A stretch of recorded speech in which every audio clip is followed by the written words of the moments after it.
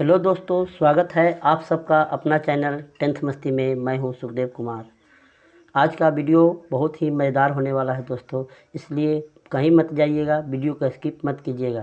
खासकर उन विद्यार्थियों के लिए महत्वपूर्ण होने वाली है जिन्होंने केंद्रीय शिक्षक पात्रता परीक्षा सीटेट या अन्य राज्यों में संचालित होने वाली पात्रता प्रशिक्षक पात्रता परीक्षा की तैयारी कर रहे हैं। उनके लिए यह वीडियो काफ़ी मज़ेदार साबित होने वाली है दोस्तों, इसलिए इस वीडियो को ध्यान से देखिएगा। आज मैं फरवरी 2016 सीटेट यानी फरवरी 2016 का मैं बाल विकास का 30 प्रश्न जो है लेकर आया हूँ, जो 2016 फरवरी का है। सीटेट का बाल विकास एवं शिक्षण शास्त्र का यह क्वेश्चन है। तो ध्यान से आप एक एक करके सभी क्वेश्चन को हम पढ़ते हैं और उसका विश्लेषण के साथ आपको बताने का काम करते हैं। तो ध्यान दीजिएगा। इसका पहला क्वेश्चन कह रहा है कि अपने चिंतन में अवधारणात्मक परिवर्तन लाने हेतु शिक्षार्थियों को सक्षम बनाने के लिए शिक्षक को क्या करना चाहिए। तो अपने चिंतन में अवधारणात्मक परिवर्तन लाने के लिए शिक्षार्थियों को सक्षम बनाने के लिए शिक्षक को क्या करना चाहिए। पहला ऑप्शन है, उन बच्चों को पुरस्कार देना चाहिए जिन्होंने अपने चिंतन में परिवर्तन किया है। दूसरा है कि बच्चों को स्वयं चिंतन करने के लिए हतोत्साहित करना चाहिए। तो हतोत्साहित कहीं भी रहेगा और निगेटिव टैग वर्ड है, तो ऐसा तो रहेगा तो उसको तो सीधे जो है ऑप्शन देखकर हम काट सकते हैं। और शिक्षक उनसे कहना चाहिए कि शिक्षिका को सुने और उसका अनुपालन करें। तीसरा है, व्याख्यान के रूप में व्याख्या प्रस्तुत करनी चाहिए। चौथा है, स्पष्ट और आश्वस्त करने वाली व्याख्या देनी चाहिए तथा शिक्षार्थियों से चर्चा करनी चाहिए। तो सबसे महत्वपूर्ण उत्तर इसका होगा ऑप्शन नंबर 4, क्योंकि शिक्षार्थियों से चर्चा अगर करेंगे तो वह क्या करेगा, जल्दी सीख जाएगा और जल्दी अपने चिंतन में परिवर्तन ले आएगा। इसलिए विद्यार्थियों के साथ चर्चा करनी चाहिए। तो इसका चौथा ऑप्शन होगा सही, स्पष्ट और आश्वस्त करने वाली व्याख्या देनी चाहिए तथा शिक्षार्थियों के साथ चर्चा करनी चाहिए। दूसरा प्रश्न है कि प्राथमिक विद्यालय के कक्षा कक्ष के संदर्भ में सक्रियबद्धता का क्या अर्थ है। तो प्राथमिक विद्यालय के कक्षा कक्ष में के संदर्भ में सक्रियबद्धता का क्या अर्थ है। ऑप्शन है, याद करना, प्रत्यास्मरण और सुनना। तो जानते हैं याद करना, प्रत्यास्मरण करना, यह सीटेट में निगेटिव टैग वर्ड होता है, इसलिए इसको तो काट देना है, ये होगा नहीं इसका। शिक्षक का अनुकरण और नकल करना, शिक्षक का अनुकरण तो किया जा सकता है लेकिन नकल करना ये कहीं से ही सही बात नहीं है, इसलिए निगेटिव टैग वर्ड अभी है, इसलिए इसको भी काट देना है। तीसरा है, जांच पड़ताल करना और प्रश्न पूछना और वाद विवाद। वाद विवाद द्वारा जो होता है ना, सोशल इंटरेक्शन के द्वारा जो है ना बच्चे जल्दी सीखते हैं। इसलिए कक्षा कक्ष में सक्रियता कब रहेगी, जब जांच पड़ताल होगा, प्रश्न पूछा जाएगा और वाद विवाद में जब शामिल बच्चों को किया जाएगा तो उसकी सक्रियता जो है बरकरार रहे। तो इस प्रश्न का सही उत्तर होगा जांच पड़ताल करना, प्रश्न पूछना और वाद विवाद। और चौथा ऑप्शन इसका था कि शिक्षक द्वारा दिए गए उत्तरों को नकल करना। तो नकल करना तो पहले ही बता दिए हैं कि यह क्या है, निगेटिव टैग वर्ड है, इसलिए यह गलत होगा। तो इसका सही उत्तर होगा ऑप्शन नंबर 3, जांच पड़ताल करना, प्रश्न पूछना और वाद विवाद। क्वेश्चन नंबर तीसरा कहता है कि बच्चे तब सर्वाधिक सृजनशील होते हैं जब वे किसी गतिविधि में भाग लेते हैं। तो इसका ऑप्शन है, शिक्षक की डांट से बचने के लिए। तो बच्चे को कभी भी डांटना नहीं है, दूसरों के सामने अच्छा करने के दबाव में आकर, दबाव है, डांट है, ये सब निगेटिव टैग वर्ड है, इसलिए इसको शामिल नहीं की सीटेट कभी करती है, इसलिए यह क्या होगा, गलत होगा। और तीसरा है, अपनी रुचि के अनुसार। चौथा है, पुरस्कार के लिए। तो इसका सही उत्तर होगा कि बच्चे सर्वाधिक सृजनशील तब होते हैं जब वो किसी गतिविधि में भाग लेते हैं तो उसकी अपनी रुचि होगी। अपनी रुचि जब तक नहीं होगी वह तब तक किसी भी गतिविधि में भाग लेने से वह इनकार करना चाहेगा। इसलिए बच्चे की रुचि को ध्यान रखा जाता है, तभी बच्चे सर्वाधिक सृजनशील होते हैं। तो चलिए तीसरा नंबर हो गया। क्वेश्चन नंबर चौथा क्या कहता है कि भारत में अधिकांश कक्षाएं बहुभाषी होते हैं, इसे शिक्षक द्वारा डैश के रूप में देखा जाना चाहिए। तो बहुभाषिकता जो है एक संसाधन है, यह क्या है, समस्या, बाधा, परेशानी नहीं है। बहुभाषिकता क्या है, एक संसाधन के रूप में शिक्षक को देखना चाहिए। तो यह क्या, इसका सही उत्तर हो जाएगा ऑप्शन नंबर 3, संसाधन है। पाँचवा है क्वेश्चन नंबर 5, शिक्षार्थियों द्वारा दी गई गलतियाँ और त्रुटियां बच्चों को कमज़ोर अथवा उत्कृष्ट चिन्हित करने के अवसर हैं। शिक्षक और शिक्षार्थियों की असफलता के सूचक हैं, उनके चिंतन को समझने के अवसर के रूप में देखी जानी चाहिए, कठोरता से निपटाई जानी चाहिए। तो इसमें कहता है उसके चिंतन को समझने के अवसर के रूप में देखी जानी चाहिए, क्योंकि त्रुटियां ही भी बच्चे का अंग ही होते हैं। जब तक वह त्रुटि नहीं करेंगे सीखेंगे नहीं। तो उनके चिंतन को समझने के अवसर के रूप में उसे देखना चाहिए। डैश के विचार के अनुसार बच्चे सक्रिय ज्ञान निर्माता तथा नन्हे वैज्ञानिक है जो संसार के बारे में अपने सिद्धांतों की रचना करते हैं। ऑप्शन है स्किनर, पावलव, यूंग और पियाजे। तो पियाजे महोदय के विचार था ही कि विचार से ही जो है बच्चे को सक्रिय ज्ञान निर्माता और उन्हें नन्हा वैज्ञानिक कहा गया है। तो इसका सही उत्तर हो जाएगा ऑप्शन नंबर 4 पियाजे। 7वां क्वेश्चन है कि बाल केंद्रित शिक्षा शास्त्र का अर्थ बच्चों को के नैतिक शिक्षा देना, बच्चों को शिक्षक का अनुगमन और अनुकरण करने के लिए कहना, बच्चों की अभिव्यक्ति और उनकी सक्रिय भागीदारी को महत्व देना, बच्चों को पूर्ण रूप से स्वतंत्रता देना। तो बच्चों को पूर्ण रूप से स्वतंत्रता देना भी सही बात नहीं है, नहीं तो वह क्या होगा, गलत रास्ते पर चले जाएंगे। तो इसमें होगा सबसे महत्वपूर्ण उत्तर होगा कि बच्चों की अभिव्यक्ति और उनकी सक्रिय भागीदारी को महत्व देना। तो बाल केंद्रित शिक्षा का अर्थ होता है ऑप्शन नंबर 3 इसका उत्तर होगा कि बच्चों की अभिव्यक्ति और उनकी सक्रिय भागीदारी को महत्व देना। 8वां क्वेश्चन है कि जटिल परिस्थितियों को संसाधित करने में शिक्षक बच्चों की सहायता कर सकता है। ऑप्शन है प्रतियोगिता को बढ़ावा देकर और सबसे पहले कार्य पूरा करने वाले बच्चों को पुरस्कार देकर। दूसरा है कि कोई भी सहायता न देकर जिससे बच्चे अपने आप निर्वाह करना सीखे, उस पर एक भाषण देकर। और चौथा है कि कार्य को छोटे हिस्सों में बांटने के बाद निर्देश लिखकर। तो किसी भी जटिल समस्या को समाधान करने के लिए अगर कार्य को छोटे छोटे हिस्सों में अगर बांट देते हैं तो वह कार्य जल्दी से हो जाता है। इसलिए जटिल परिस्थिति अगर आए तो ऐसे स्थिति में कार्य को छोटे हिस्सों में बांटने के बाद उसे निर्देश लिखकर बच्चों की सहायता हम कर सकते हैं। तो इसका सही उत्तर होगा ऑप्शन नंबर 4 कि कार्य को छोटे हिस्सों में बांटने के बाद निर्देश लिखकर जो है शिक्षक बच्चों की सहायता कर सकता है। अब है क्वेश्चन नंबर 9, शिक्षार्थियों से यह अपेक्षा करना कि वे ज्ञान को उसी रूप में पुनः प्रस्तुत कर देंगे जिस रूप में उन्हें ग्रहण करने के लिए किया गया है। तो क्या है इसका ऑप्शन है अच्छा है, क्योंकि यह शिक्षक के आकलन के में सरल है। दूसरा है कि यह एक प्रभावी आकलन युक्ति है। तीसरा है समस्यात्मक है। हाँ, यही इसका उत्तर हो जाएगा, समस्यात्मक है। क्या है, समस्यात्मक है, क्योंकि व्यक्ति अनुभवों की व्याख्या करते हैं और ज्ञान को ज्यों का त्यों पुनः उत्पादित ही करते हैं। तो इसका उत्तर हो जाएगा 9वां का ऑप्शन नंबर 3। क्वेश्चन नंबर 10 की ओर हम बढ़ते हैं कि जब शिक्षार्थियों को समूह में किसी समस्या पर चर्चा का अवसर दिया जाता है तब उनके सीखने का वक्र क्या होगा। जब अवसर मिलेंगे तो उसका वक्र अच्छा होगा, बेहतर होगा। तो उसको सीखने का वक्र क्या होगा, बेहतर हो जाएगा, क्योंकि चर्चा से ही और विद्यार्थी को अपना अभिव्यक्ति व्यक्त करने का जितना अवसर दिया जाएगा विद्यार्थी उतना अधिक सीखता है। इसलिए जब शिक्षार्थियों को समूह में किसी समस्या पर चर्चा का अगर अवसर दिया जाता है तब उनके सीखने का वक्र क्या होता है, बेहतर होता है। आगे है क्वेश्चन नंबर 11 कि विकास की गति एक व्यक्ति से दूसरे में भिन्न होती है किंतु यह एक डैश नमूने का अनुगमन करती है। तो इसका ऑप्शन होगा एड़ी से चोटी, दूसरा है अव्यवस्थित, तीसरा है अप्रत्याशित, चौथा है क्रमबद्ध और व्यवस्थित। तो यही होगा इसका सही उत्तर, कुछ ऑप्शन नंबर 4 क्रमबद्ध और व्यवस्थित, क्रमबद्ध और व्यवस्थित।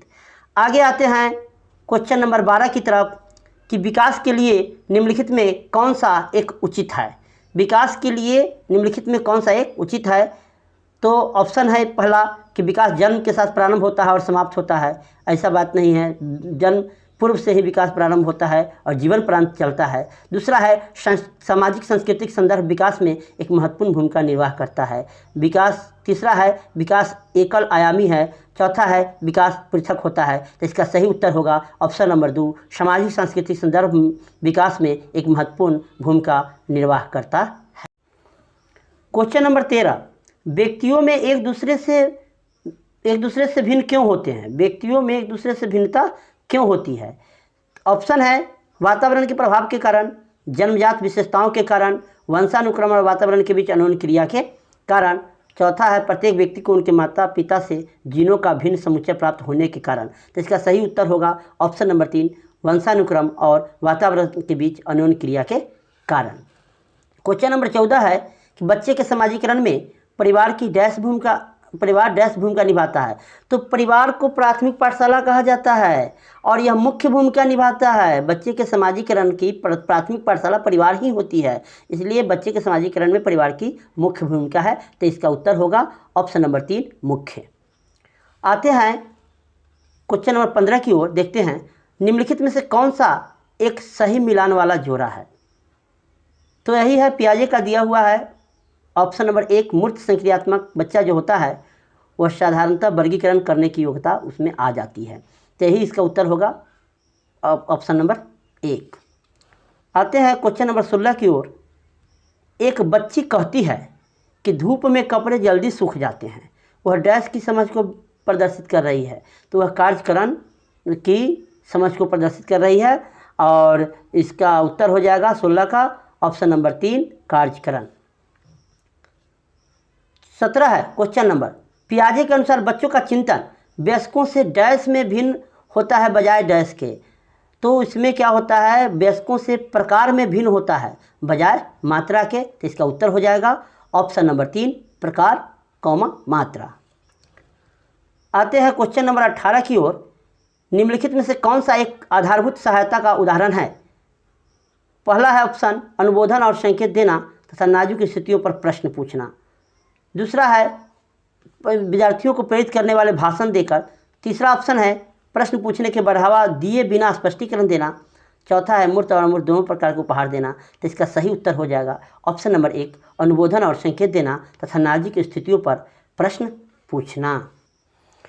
क्वेश्चन नंबर 19 है वाइगोत्स्की के अनुसार बच्चे सीखते हैं। ऑप्शन है जब पुनर्बलन प्रदान किया जाता है। दूसरा ऑप्शन है परिपक्व होने से। तीसरा है अनुकरण से। चौथा ऑप्शन है वयस्कों और समवयस्कों के साथ परस्पर क्रिया करके। तो सोशल इंटरेक्शन के द्वारा, सामाजिक अंतःक्रिया के द्वारा बच्चे जल्दी सीखते हैं। तो वाइगोत्स्की महोदय ने बताया था कि वयस्कों और समवयस्कों के साथ परस्पर क्रिया करके बच्चे जो है जल्दी सीखते हैं।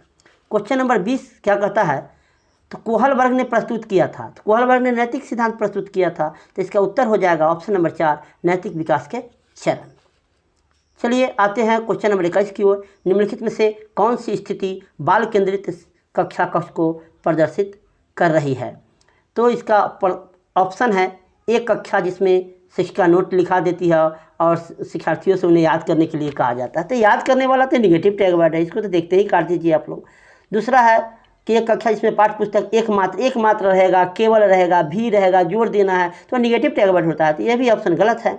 तीसरा है एक कक्षा जिसमें शिक्षार्थी समूह में बैठे हैं और शिक्षिका बारी बारी से प्रत्येक समूह में आ जा रही है, माने उसमें आज़ादी है, समझ रहे हैं, आ जा रही है, उसमें बच्चे में डर भी नहीं रहता है। तो ऐसे स्थिति सही होता है। तो इसलिए इसका उत्तर हो जाएगा ऑप्शन नंबर 3 कि एक कक्षा जिसमें विद्यार्थी समूह में बैठे हुए हैं और शिक्षिका बारी बारी से प्रत्येक समूह में आ जा रही है।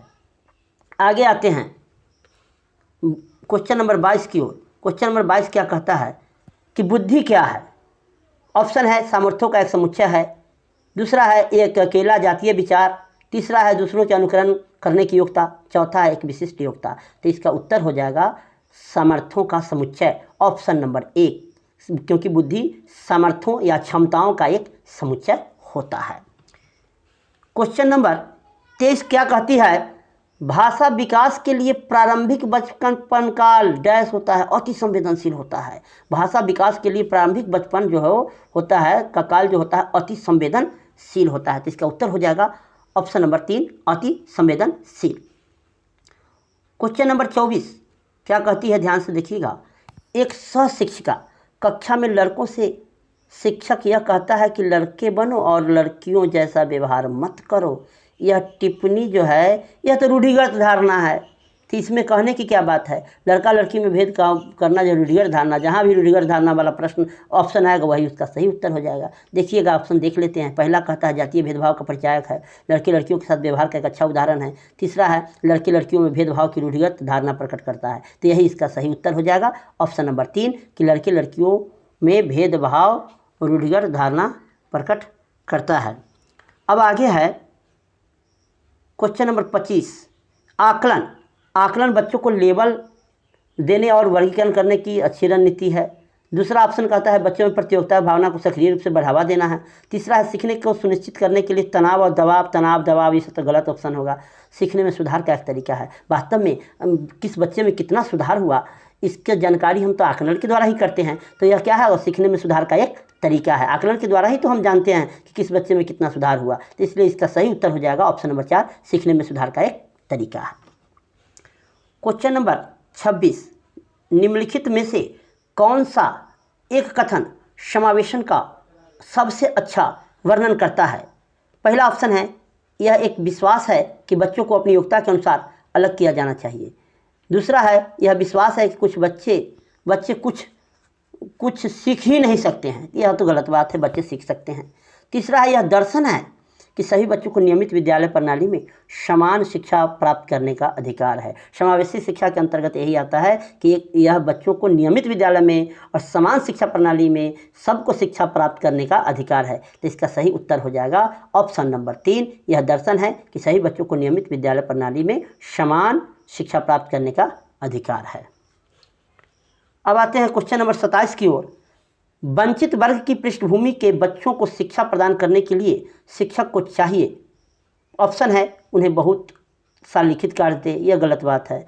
उनके बारे में अधिक जानकारी जुटाने का प्रयास करें तथा उन्हें कक्षा में होने वाली चर्चा में, बच्चों को अगर चर्चा में शामिल करते हैं और उनके बारे में जितना अधिक हम फीडबैक लेंगे, बच्चे में विकास जो है उतना तेज़ी से होता है। इसलिए खास के वंचित वर्ग के जो पृष्ठभूमि के जो बच्चे हैं उसके बारे में हमें अधिक जानकारी जुटाने का प्रयास करना चाहिए और कक्षा में जो होने वाली जो होती है चर्चाएं होती है उसमें शामिल उन्हें करना चाहिए। इससे बच्चे उत्साहित अधिक होते हैं। इसलिए इसका सही उत्तर हो जाएगा ऑप्शन नंबर 2, उनके बारे में अधिक जानकारी जुटाने का प्रयास करें और उन्हें कक्षा में होने वाली गतिविधि में या चर्चा में शामिल करें। क्वेश्चन नंबर 28, निम्नलिखित में से कौन सा व्यवहार बच्चों को अधिगम नियोग्यता की पहचान कराता है? पहला ऑप्शन है मनोभाव का जल्दी बदलना, मूड स्विंग जिसको कहते हैं। दूसरा है अपमानजनक व्यवहार। तीसरा है ब को ड, वाज को स, 21 को 12 लिखना। चौथा है कम अवधान विस्तार और उच्च शारीरिक गतिविधि। निम्नलिखित में से कौन सा व्यवहार बच्चों को अधिगम नियोग्यता की पहचान कराता है? तो यही होगा मूड का बदलना, मनोभाव का जल्दी बदलना, मूड स्विंग, इसका पहला उत्तर हो जाएगा 28 का। आते हैं 29 नंबर क्वेश्चन की ओर। एक बच्चा जो आंशिक रूप से देख सकता है, तो इसका उत्तर ऑप्शन है कि बिना किसी विशेष प्रावधान के उसे नियमित विद्यालय में डालना चाहिए, उसे शिक्षा नहीं देनी चाहिए, यह भी गलत बात है, शिक्षा तो देनी ही चाहिए। और उसे तीसरा है उसे अलग संस्थान में डालने की आवश्यकता है, तो यह भी अलग संस्थान में डालने से उसमें सुधार नहीं हो सकता है। तो एक बच्चा जो आंशिक रूप से जो है विकलांग है तो उसे विशेष प्रावधान करके नियमित विद्यालय में ही रखना चाहिए। तो इसका उत्तर हो जाएगा ऑप्शन नंबर 4 कि विशेष प्रावधान करते हुए उसे नियमित विद्यालय में रखना चाहिए। और इस सीरीज का लास्ट क्वेश्चन है क्वेश्चन नंबर 30 कि सीखना क्या है? तो सीखने वालों के संवेग से प्रभावित नहीं होता है, संवेगों से क्षीण संबंध रखता है। तीसरा है सीखने वाले के संवेगों से स्वतंत्र होता है। और चौथा है सीखने वाले के संवेगों से क्या होता है? प्रभावित होता है। तो सीखना वास्तव में सीखने वाले के संवेगों से प्रभावित होता है, तो इसका उत्तर हो जाएगा ऑप्शन नंबर 4, सीखने वाले के संवेगों से प्रभावित होता है। मुझे उम्मीद है कि जो आज आप फरवरी 2016 का कक्षा 1 से 5 का जो है बाल विकास एवं शिक्षण शास्त्र आपको अच्छे से समझ में आ गया होगा। और इस तरह की और भी वीडियो अगर देखना चाहते हैं तो मेरे चैनल को सब्सक्राइब करें, दोस्तों से शेयर करें। Thank you for watching.